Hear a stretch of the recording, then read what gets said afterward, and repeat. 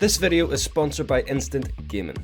Instant Gaming offers you the widest selection of new games and old at the best possible price. Games available for the Xbox, PS4, Steam, Origin, the list goes on. You will not find better prices online anywhere else. If this is something that interests you guys, there is a link in the description and the pinned comments. Ladies and gentlemen, for months I've been reacting to hockey videos, hits, injuries, goals, skills, harder shots. But there's one thing that I've neglected. If you are a fan, you will be, because you wouldn't be watching this if you weren't.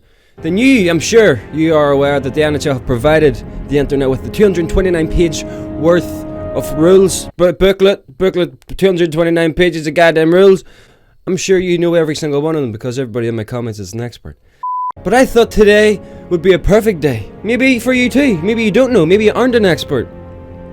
That we could look over some, and I mean some because I'm not reading 229 rules of rules that's in the game of hockey. Now I do pride myself on knowing things, ladies and gentlemen. Again, I've been reacting to videos for months, and I've never thought about the intricate, beautiful rules that could be in the beautiful sport of the beautiful game that is hockey. I really hope that green screen behind me works, because if it doesn't, I'm going to look like an idiot and the effects are going to look awful. Okay? Ladies and gentlemen, I'm not going to be using the green screen the whole time, don't worry. 74% of the people that watch my videos and come back to watch more videos aren't currently subscribed. 74%. Now I need you to do me a favour, okay? If you could just subscribe to the channel with the notification bell on, that would be great. Let me tell you why, okay? Let me just explain to you why. If you get the notification bell on, okay, it means you watch the video faster, which means it gets views faster, which means it gets put on the algorithm faster, which means more views for the video, which means my channel does better, which means I have more time to do more videos. So it's like a circle of life. So just subscribe to the goddamn channel, baby, okay? Do all the players have to read this book when they play hockey? Surely all the players do not know every single rule in the NHL. There's no way. National Hockey League official rules 2009-2010. So 10 years ago then? I did say during the start I'm not going to be reading over all these because I'll literally be here all night. So if I miss out some cool, a cool rule, is that a thing? If I miss out some rules that I should know, make sure to leave them down below. That will teach me. I don't know, maybe the rules have changed since 2010. I'm sure they have. But anyway, here we go. Let's read some rules. Zoom in, I can't see goddamn shit, babe. Zoom in, there we go. Printed in Canada. Design and production by Dan Diamond and Associates. Okay. The Hockey League. Let's go. NHL to 09-010 officiating team. Oh shit, is big. There he is! It's Wes McCauley, ladies and gentlemen. Number 54, or number 4 maybe. What a legend of the game. I don't know any other referees. Don't need to know any other referees. Okay. Official dimension of rink surf. Is that in feet? Yes it is. 75. 200 feet long, 85 feet wide. Okay. How big is the net?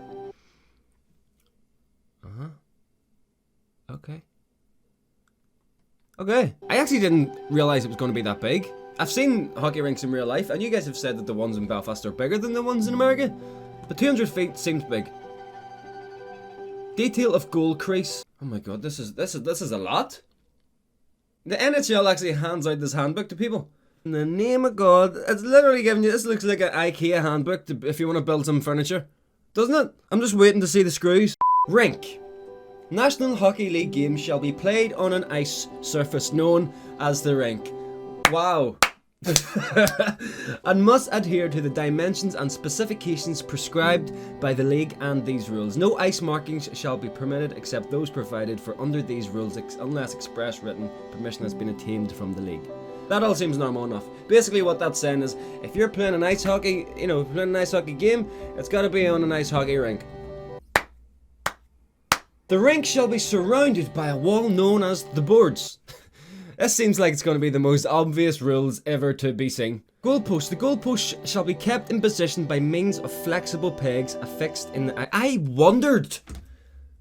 Okay, that's something that I've learned. I wondered how the nets stayed in position without moving, because they're obviously sitting on ice, which is a very, very slippy surface. So I was wondering, how are they not moving without some sort of affixation to the goddamn floor? There you go, they're held on by pegs.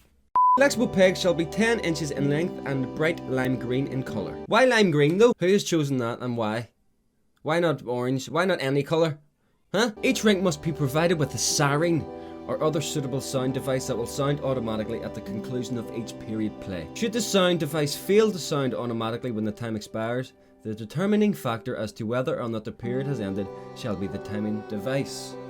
This is a lot. Imagine signing for a team and getting this handbook sent to you. I'm sorry, but I wouldn't read any of it. I would, if I knew the normal rules, 20 minutes, you hit the puck in the net, don't kill people, that's the rule, that's all the rules I need to know. Okay, that should be the 3 rules of hockey. Don't kill, score, and know the limits, the time limits. A team shall be composed of 20 players, 18 skaters, and 2 goalkeepers. Has that changed? Because I'm pretty sure I asked my chat a few weeks ago in a live stream how many players were in each team, and there was about 3 different numbers. I think people were saying 32, 21, and 25. Now this is in 20. Assuming this is 10 years ago, it might have changed, or I'm assuming that you were all wrong. Who knows? Any reference to player shall refer to both skaters and goalkeepers. Any reference to goalkeeper shall mean that the section of the rule is specific to goalkeepers. Again. Wow. Each team shall be allowed 1 goalkeeper on the ice at one time. Ladies and gentlemen, this is put up by the NHL? This seems like something you give to like a 5-year-old or 6-year-old or maybe a 10-year-old who can fully read and understand bigger words. Good God! 1 captain shall be appointed by each team, and he alone shall have the privilege of discussing with the referee any questions relating to the interpretation of rules which may arise during the progress of a game.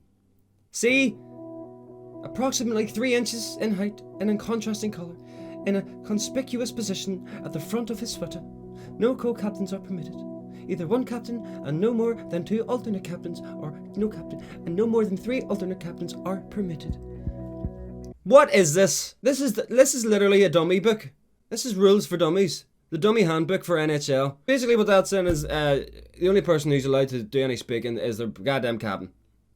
And it has to be 3 inches over here, contrasting colours. See? Well done. Prior to the start of a game, at the request of the referee, the manager or coach of the visiting team is required to name the starting lineup to the referee or official scorer. Okay, that's normal. Basically, before the game starts, the manager has to submit the team to the referee.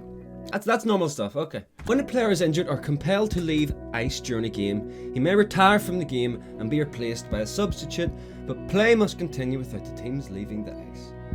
Okay.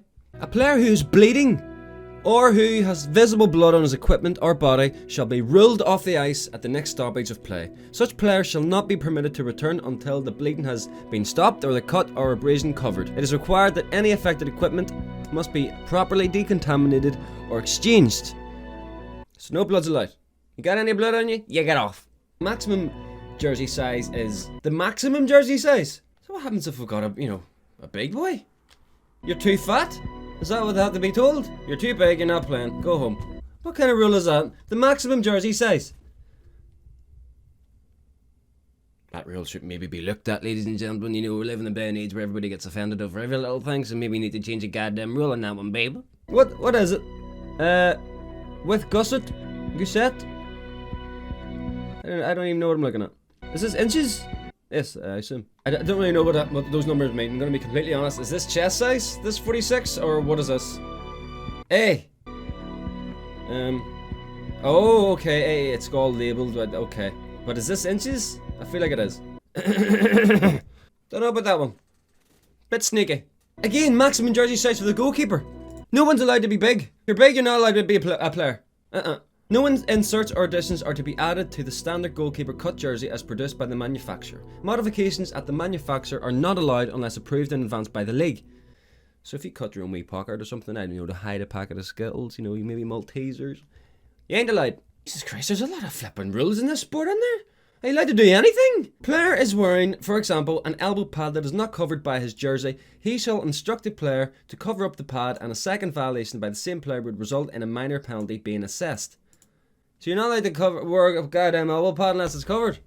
A player may continue to participate in the play without his helmet. However, if he goes to his player's bench to be substituted, he may not return to the ice during play without a helmet. So you're actually allowed to play without a helmet? All players of both teams shall wear a helmet of design, material and construction approved by the league at all times while participating in the game. either on the playing surface, other players, or penalty benches. A player may continue to participate in play without his helmet. You have to be out of your goddamn mind. You get one of those pucks off your head, you get one of them off your head with no helmet on, you're out. When a goalkeeper has lost his helmet and his team has possession of the puck, the play shall be stopped immediately to allow the goalkeeper the opportunity to regain his... Oh shit. When the opposing team has possession of the puck, play shall only be stopped if there is no immediate or impending scoring opportunity. So, if the opposition have the puck and the goalie has no helmet, they're allowed to just play on and hit a shot with no helmet on. The stick shall be made of wood or other material approved by the league and must not have any projections. What the hell does projections mean? Like something that can shoot out of it? Adhesive tape of any colour may be wrapped around the stick at any place for the purpose of reinforcement or to improve the control of the puck. Does that make a difference? If you have a tape around the stick, does that make the grip and make it like grip and maybe it feel heavier? Okay, I get it. No stick shall exceed 63 inches in length from the heel to the end of the shaft, no more than 12 and 1/2 inches from the heel to the end of the blade. So 63 inches. Are they actually bent like that? Ladies and gentlemen, I'm learning a lot of stuff today. I didn't realise they were bent, I thought they were straight. Goalkeeper stick. In the case of a goalkeeper stick, there shall be a knob of white tape or some other protective material approved by the league. This knob must not be less than 1/2 inch thick. What do you mean knob? What do you mean the goddamn knob? Oh, this thing? Why do they have that? Can someone explain to me why there's a handle at the top of the handle? The handle has a handle. Okay. A broken stick is one which, in the opinion of the referee, is unfit for normal play. A player without a stick may participate in the game. A player whose stick is broken may participate in the game provided he drops the broken stick. A minor penalty shall be imposed for an infraction of this rule. So if like somebody's stick gets broke on the ice, he drops, says he can get one from somebody else and continue playing. This is mad. I seen a video like a couple of weeks ago and the guy skated over and took a stick off the bench because his broke and then went on and scored. And I was baffled as to what was going on. But no. Players shall not throw a stick or any other object in any zone. A player who has lost or broken a stick may only receive a stick at his own player's bench. Okay, we know that. So you're not allowed to throw a stick. Wow. Roughing is a punching motion with the hand or fist, with or without the glove on the hand, normally directed at the head or face of an opponent. Roughing is a minor altercation that is not worthy of a major penalty to either participant. Kneeing! Kneeing is the act of a player leading with his knee and in some cases extending his leg outward to make contact with his opponent. You got to knee someone? Does it happen? Do people knee each other? I never got a minute to a kick with a bloody hockey blade on. The action of a player deliberately using his skate with a kicking motion to propel the puck, or to contact an opponent. But I thought you're allowed to kick the puck. Oh, it's just saying kicking. That's not actually saying, you're not allowed to kick. Okay. Headbutt. The act of headbutting involves a player making intentional contact or attempting to make contact with an opponent by leading with his head. Thank you for clearing up what a headbutt is, NHL. Thank you so much. I didn't know. Oh god, this is funny. Any teams whose players have become involved in an altercation other than during the periods of the game shall be fined pursuant to 47.20 in addition to any other appropriate penalties that may be imposed upon the participating players by supplementary discipline or otherwise. Players involved in fighting other than during the periods of play shall be assessed a majority penalty. So if you're fighting outside the normal times of hockey, you're going to get in a lot of goddamn trouble. That's all that could have said. Instead of, it could have said that. If you fight outside the game, you're getting in a lot of trouble. Hook! Hooking is the act of using the stick in a manner that enables a player to restrain an opponent. A player shall not place the stick, knee, foot, arm, hand or elbow in such a manner that causes his opponent to trip. Well, I'm going to tell you now, ladies and gentlemen, and players, no one listens to that rule because I've seen it in probably every NHL video I've watched. Everybody trips. Butt ending. The action whereby a player uses the shaft of a I really do not like the word shaft. It gives me the heebie-jeebies. Above the upper hand to check an opposing player in any manner or jabs or attempts to jab an opposing player with the part of a stick. I'm jabbing people with a stick. Cross-checking. This is what I need to do a video on. A lot of you guys keep telling me to do a video on cross-checking. Look at guys. Action of using the shaft. Again, the shaft. The shaft of the stick between the two hands to forcefully check an opponent. So many rules, like I've skipped through loads of these. High stick is one which is carried above the height of an opponent's shoulders. Oh! Players must be in control and responsible for their stick. However, player is permitted accidental contact on an opponent if the act is committed as a normal wind-up or follow-through of a shooting motion. I was going to say, like, people shoot and the stick goes high, so what are they supposed to do then? Okay, you're allowed to do that if it's accident. Okay. Spear! Spearing shall mean stabbing an opponent with the point of the stick blade, whether contact is made or not. Like a flipping back in the day when the cavemen done it with a fish. This is insane, the amount of rules. I will be here all day. I'm just looking at one to stick out. Timeout. Oh, this is something that I want to know. Each team shall be permitted to take one 30-second timeout during the course of any game, regular season or playoffs. All players, including goalkeepers on the ice at the time of the timeout, will be allowed to go to their respective benches. The time must be taken during a normal stoppage of play. Only one timeout, commercial or team, shall be permitted at any one stoppage of play. For the purpose of this rule, a commercial timeout is deemed an official timeout and not changed to either team. Okay. 30 seconds you're allowed to take. Good God, and if anybody has taken the time to read all that, I'm sure their head has been flipping melted. I've done that for 20 minutes and my head is honestly about to blow up. So ladies and gentlemen, I said at the start, if I missed any rules, which I obviously have, that I should know, leave them down below. Comment down below. And if you got this point in this video, thank you. I appreciate you. And yeah, I'll see you tomorrow.